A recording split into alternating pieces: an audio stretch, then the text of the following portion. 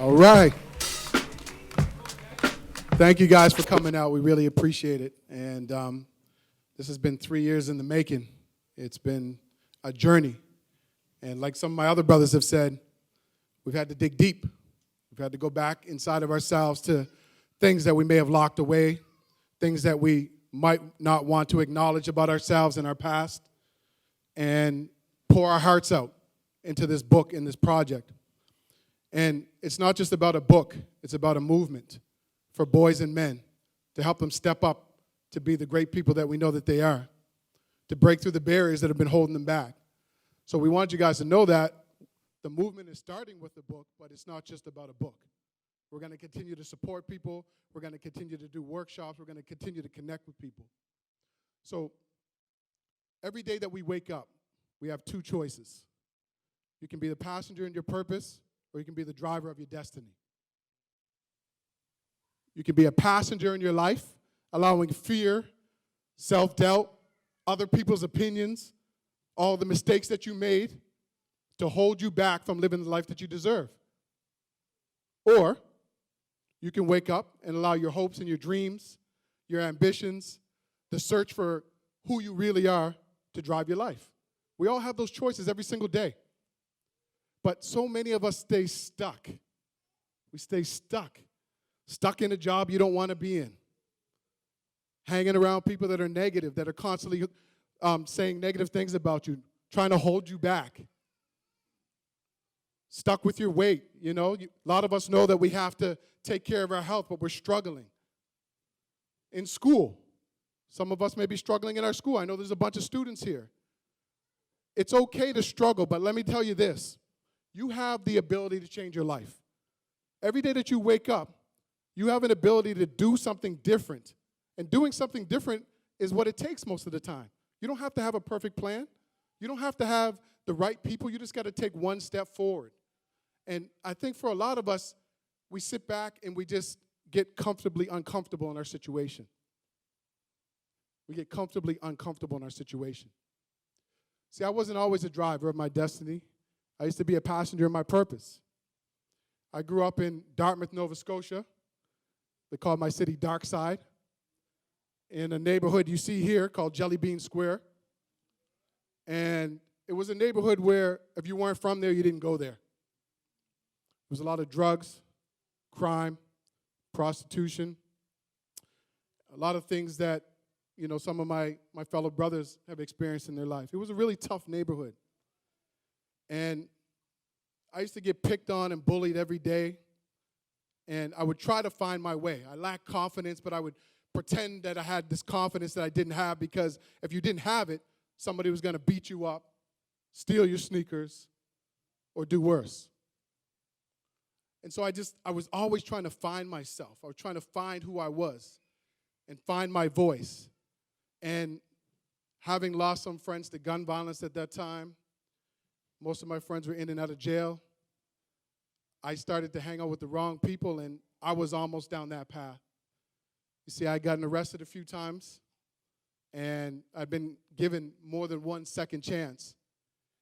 And I was at the point where I had to make a decision in my life. Which way was I going to go? Other people saw my potential, but I didn't see it. You know, sometimes people say, I see something in you, but you don't see it in yourself. That's where I was. I was just stuck. People saying, yeah, I see something in you. And I'm like, what? I don't see it. I was a follower. And so everything changed for me when I became 18. I had just gotten arrested. I think it was for stealing cars at that time. And I had been given another break, and I realized this was it. I'm an adult now. Anything that happens from this point on, I'm going to jail for a long time. And I had to make a decision on what I was going to do with my life. And it was a really major decision, but I knew that I had to make it. And it wasn't about wearing that one earring that I was wearing there. That wasn't a choice. And it wasn't about this bad peacock shirt that I was rocking. That's probably the reason I got picked on every day wearing this shirt. I thought I was it wearing that. It wasn't about that, but I had to make this choice. And I remember it like it was yesterday. It was summertime. I was sitting outside with some of my friends. We're sitting outside on the curb. We're all having some drinks. A few of my friends are over there selling drugs. And something just came over me. You know, I just felt like I had to do something different. I felt like I was at a crossroads on that particular day. And as I sat there, I was thinking to myself, I got to say something. Today's the day I have to step up and say something. So I'm sitting here on the curb. My heart's beating really fast because I'm nervous. My hands were sweating. I was almost hyperventilating. And I'm just sitting there like, today's the day I have to say something. And I don't know if any of you guys have grandparents like me. This is my amazing grandmother. She passed away a few years ago. But she was this little, small Jamaican lady, about 5'4". But she was this powerhouse. Like, she was the type of person that would help anybody in need. If you were sick, she'd make you soup. She'd take elderly people to their doctor's appointment. She was just that kind of person. But at the same time, she would stand up for any injustice that she saw. And she was this little lady, and she had this crooked finger. And I remember her just pointing at you, and every time she would say something to you, she spoke with so much conviction that you would believe it. And she used to say all these sayings to me, and I would never know what they mean. And she used to say this one thing to me, and she would say, "Show me your friends, and I'll tell you who you are. Show me your friends, and I'll tell you who you are." And I used to say to her, "What do you mean by that, Grandma?" And she would just laugh and say, "You'd figure it out one day." And as I sat there on the curb that day, I'm sitting here, and I'm thinking, today's the day. I heard her voice in the back of my mind. "Show me your friends, and I'll tell you who you are. You can do anything that you put your mind to. You don't need anyone's permission." And I started to muster up the courage to say what I had to say. And I kind of just blurted something out. I said, hey fellas, you guys know that I've been getting some letters from basketball coaches across the country. And they were like, "Yeah." And I said, "Yeah, man, I think that I'm going to go away to school and represent the hood." That's how I put it. They looked at me. One guy starts laughing. "Man, what are you talking about, man?" The other guy, "Man, that's stupid. What are you talking about, going to school? We're over here making money. You're talking about school?" Mustered up a little bit more courage. I said, "Yeah, fellas, I think, I'm going to represent the hood and let them know we got some good ballers here. And, I think I'm going to rep the hood and go to university." They started laughing, cussing me out, calling me all kinds of names, saying that's stupid. We're in the money game, we're in the school game. So 2 of the guys get up, the other 4 guys get up, and I get up behind them, and they say, "Nah, man, you stay over there. You do your own thing. We're over here now." And I sat there, started tearing up. I just felt alone in that particular moment. I just felt like I'm just alone. And I wanted to cry. And in that moment, I realized what my grandmother had told me. It was that time I realized. She said, "Show me your friends and I'll tell you who you are." These were my friends: drug dealers, pimps, people who were stealing cars, people who put me down for trying to do something better in my life. Those were the type of people that I was associating with. I was those people. And it finally rang true to me. Finally rang true to me. But at the same time I realized that, I realized something else. To be who you got to be, you have to step up and walk your own path. People are going to laugh at you. They're going to call you names. They're going to ridicule you just for wanting to better yourself. And I realized in that particular moment that I had to walk my own path. That summer, almost all of the people in my neighborhood cut me off. Every time they would see me, they would laugh at me. They would bully me. They'd pick on me because I wanted to go to university. It was a really difficult summer, but I made it through. The next year, I went to St. FX University in Nova Scotia, studying business. My very first year, I got Rookie of the Year for my team. Thank you. The next year, I got most outstanding player of the year, voted by the fans. And I eventually later transferred to another school, Dalhousie, and continued my business studies. But what I realized is that it doesn't matter what anyone else has to say. It's about what you feel about yourself. And so the story doesn't end there. Went away to university. I moved from Nova Scotia to Toronto.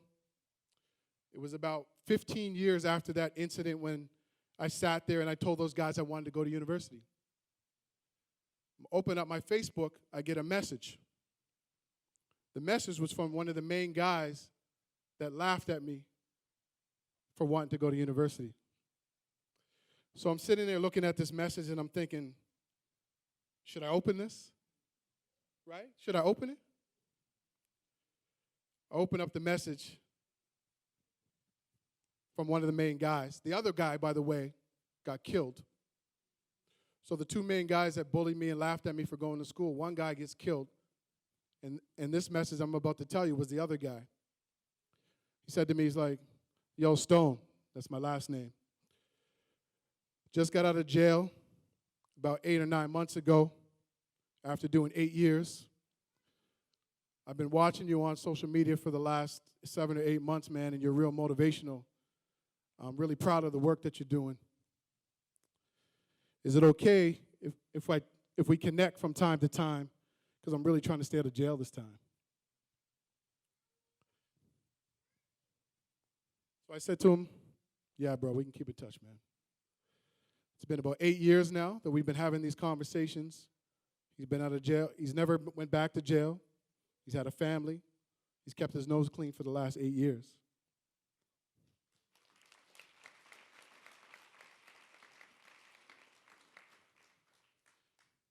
I get another message about 2.5 or 3 months ago from another guy that we were like thick as thieves. He was my best boy back in the day. Said, yo, man, I just got out of jail after serving 22 years in jail for murder.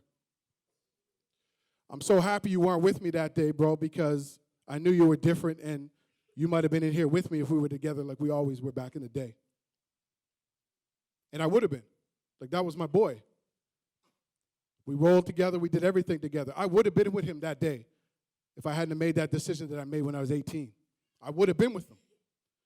And he said, bro, you don't owe me anything. I always knew that you were going to be something, man.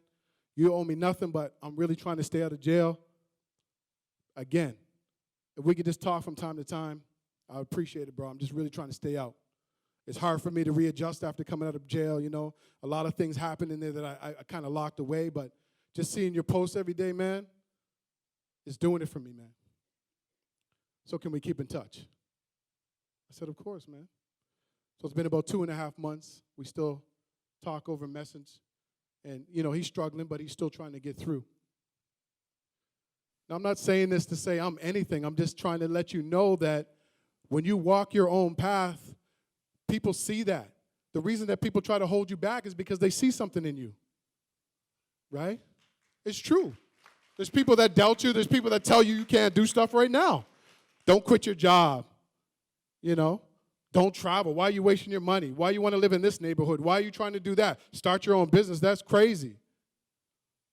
There's people that doubt you every single day. You got to walk your own path. And that's what I realized from this. That's what I realized. Other people's opinion of you is none of your business, is what Les Brown says. It's not. It's none of your business. And so I've had an opportunity to write a book that's reached readers in 8 different countries so far. Thank you. I went from daydreaming about traveling the world to traveling to almost 22 countries so far. I quit my 9-to-9 corporate job 6 or 7 years ago and started 2 or 3 different businesses. And as you can see, I've married this fine, beautiful, amazing woman, my wife Trudy over here. Man, I'm so lucky to have a partner that believes in me. And, I mean, look at it. Sorry. Yeah. I get caught every time I get caught away sometimes. I get caught up. I got a beautiful wife, man, the most amazing woman in the world.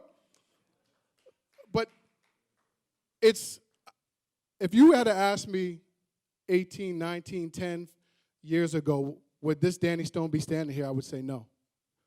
I was a different person back then. I lacked self-confidence. I didn't know who I was. And I was a follower. I was a passenger in my purpose. And the minute that I decided to be who I wanted to be, the minute I decided to do something better for myself, that's when my life changed. And the lesson for you is like, who do you want to be? Who are you trying to become? It doesn't matter what other people have to say about you. It doesn't matter the doubts that you have about yourself. Just take one step forward. Leaving my neighborhood, people didn't leave my neighborhood at that time. To leave my neighborhood and go to university when teachers told me that I was stupid and teachers told me that I would never go to university. I remember when I first started high school, they put me in general courses so that I couldn't go to university, even though I came out of junior high with A's and B's. And thankful for my mother, I brought my courses home, and my mom said, "What's this G? What's this about?" And I said, "Well, those are general courses." She's like, "Nope, not mine. You're going to university." She marched right back up. There's my mom there. My mom marched right back up to the school and said, "Not mine. Not mine. My son's going to university." And so I just want you to know that anything that you want, you can have. You don't have to believe it. I often tell people, progress equals belief. Progress equals belief. The Oprah 40 years ago, when they didn't want to see her black face on local television, do you think that Oprah knew that she was going to own her own network? She didn't know that. Progress equals belief. Every step that you take, you think, well, maybe I can do something more. Maybe I can do something more. So if that's the case for her, that's the case for all of us. You don't have to know your path. You just got to do something different. Just do something different, and your plan will come together. So I love this quote by Les Brown. Many people have said this before, but I love this. It says, "We're all born unique, but most of us die copies." We're all born unique, but most of us die copies. We die living other people's versions of our lives. We die with our dreams locked away because we're afraid that they might not happen. We die struggling to find out who we really are because we're afraid of being different. So when you wake up tomorrow, you have a choice. Are you going to be a passenger in your purpose, or are you going to be the driver of your destiny? There's something special about you. Find out what it is and live it out loud.